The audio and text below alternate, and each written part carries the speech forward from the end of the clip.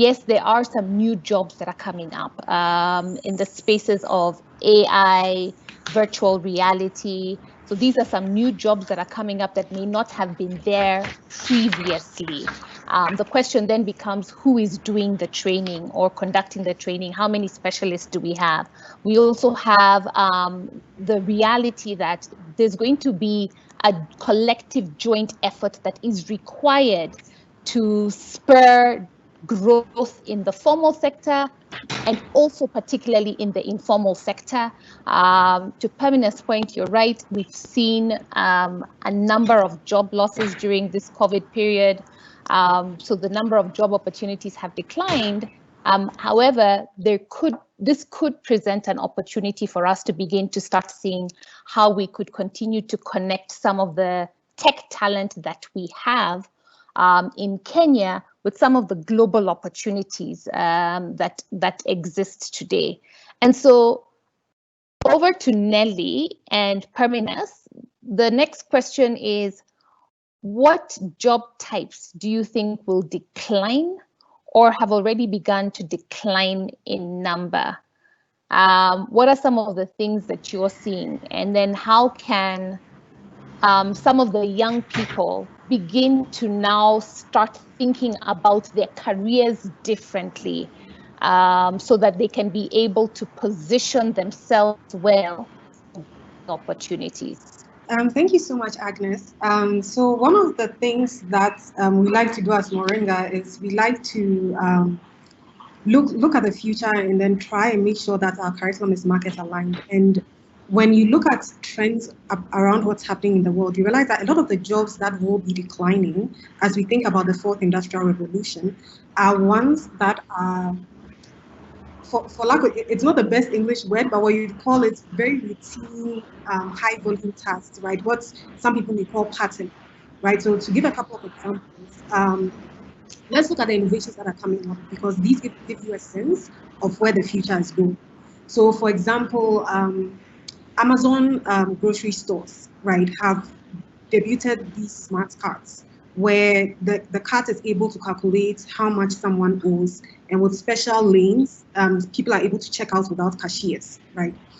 Think about self-driving cars, right? You could foresee a situation where not too long in the future, we have self-driving matatus in Kenya. So you think about things like customer service even, right? With the advent of bots, Microsoft Works, right? The ability for tech to kind of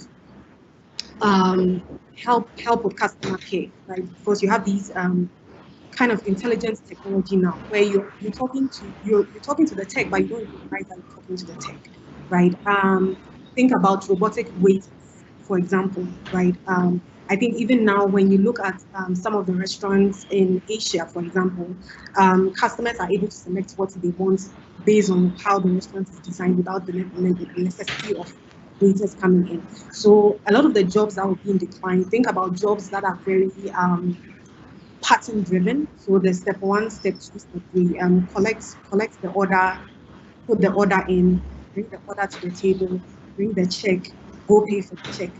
These are all things that can be programmed, and especially with the advent of huge technologies that we're seeing in the fourth industrial revolution, jobs, ideally you want people to start moving away from them and into more jobs that require things that are harder for machines to do, right? So thinking about things like creativity, design thinking, creative problem solving, you want people to begin to develop those things, so that the more routine tasks are left to the technology that's being built.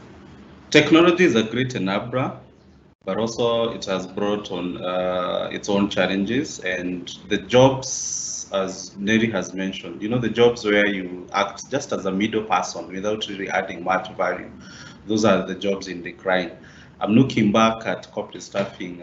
We are 10 years in the market, and the first 3-4 years, we get a lot of requests from the real estate industry, from the hospitality, and specifically the tours and travel agents.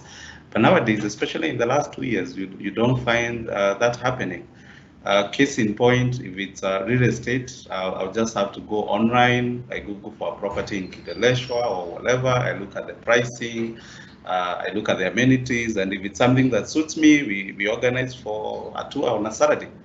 So as opposed to when you had to go through a real estate agent who has to show you around the houses, and you probably pay something and you don't even come out with what you're looking for. So I would say yes, the jobs which are in decline, as Nelly has mentioned, is where these are routine jobs where you're really not adding a lot of value. So there's definitely no future for that. Even things like simple customer service. I have clients who we are supporting in that area where they don't hire their own customer service because the nature of their business does not require a walk-in. So what we do, they outsource to us. We have a customer service and we channel all the calls to our office, and we can be able to support 4 or 5 offices. So I think that's the future, and for professionals, it's just to align yourself with what is happening and make sure you have the relevant tech skills, so that you're not declared obsolete by technology. So great responses. I think what's really coming out clearly is that there's a reduction in jobs that are routine. Like Perminus also pointed out, like the middleman is sort of like being eliminated through technology, and we're beginning to see the rise of machine learning, AI type of jobs that are now on the rise. And so this sort of like dovetails really well to this question, which is to Nelly. So since we're seeing the rise of more creative thinking, design thinking, who is conducting that sort of training? And how is that training being made more accessible, more affordable to our youth here on the continent? Great question, Agnes. Thank you. So shameless plug here. Schools like Moringa School are offering trainings in such subjects. So maybe I can tell you a little bit about what we do. So I think that when a lot of people hear about the 4th Industrial Revolution, they hear about all of these new skills that are coming up. There's a certain fear. Do I need to go back to school, go do a 4-7-year degree? That sort of thing. You don't necessarily need to do that. It's an option if you want to, but then there are also the rise of alternate education options like boot camps, right? So you think about Moringa School, for example, being one of them, where you can quickly accelerate in the skills that you need. So for us, we train people full-time within 6 months. You graduate as a junior software developer or a data scientist. So apart from individual students opting into bootcamp training, you find that corporates are also partnering with educational institutions to upskill their workers, right? I think one of the great things you notice about the Kenyan markets is that the businesses are aware that change is coming, and they are beginning to prepare for it now. So, for example, we've partnered with people like companies like Safaricom, Airtel, to upskill their people in data science, to upskill their people in DevOps, in software development. So the wave is coming, businesses are aware, and they are partnering with these educational institutions. So I would say boot camps are a great option for short-term, quick upskilling. Universities are also great. They have great programs that you can use. I know that many students who come to us actually start out learning on YouTube, right? The benefits of technology. So they actually start out learning from YouTube. They're like, okay, am I interested in data science? Am I interested in software development? So they watch a couple of videos, they try a couple of things out, and they're like, okay, I'm a software developer, so now I'm ready to invest the time and the resources in a 6-month learning program to actually refine my skills in a professional way. So I'd say that there are options out there. It's about figuring out what works best for you, either through your company's professional development, you yourself opting into bootcamps or university programs. And as I said, Moringa is a great option for you. Back to you, Agnes. Thank you, Nelly. I think also I'd love to also hear from Benson, because I know with Google, you're doing a whole lot in terms of training young Africans. What are some of the things that you're doing, if you could share with all of us here, and how are you making it more affordable and accessible for young people to learn some of these skill sets for the new future of jobs? Thank you, Agnes. So you're right. So Google has invested a lot in ensuring that we have proper skills, not only skills, but proper skills for Africa at large, and where Kenya is also a big beneficiary. And picking from where Nelly has left, Moringa School is being very innovative in terms of bringing the new skills into our learners, and in a very non-traditional way, if I may put it like that, so that we have learners getting on board, getting to know what is relevant, and preparing them for the job, for the market. And picking from there, we wanted to scale the type of training that Moringa is doing before even handing over learners to them. And Google, 3 years back, Google came up with a commitment of training 100,000 developers across Africa. And the only way we were able to do that is, of course, partnering with Andela and Pluralsight. Agnes, you've been part of the leadership in this program, and we came up with the Google Africa Developer Scholarship, which is ideally our 6 months developer scholarship program that will enable us achieve that particular goal. We are at the half mark, 50,000 learners at the moment. This is, as I mentioned, an annual 6 months scholarship that trains learners on Android, mobile web, and cloud technologies. However, moving forward, as we have new techs coming on board, we look forward to partnering with thought leaders across this region. People like the Advanced Institute of Technology. How do we set up maybe ML? How do we set up gaming? How do we set up such facilities for people to learn? It is worth to note that if you look at the training landscape for developers across Africa, 33% of learners are taught that in universities, and 31% are self-taught.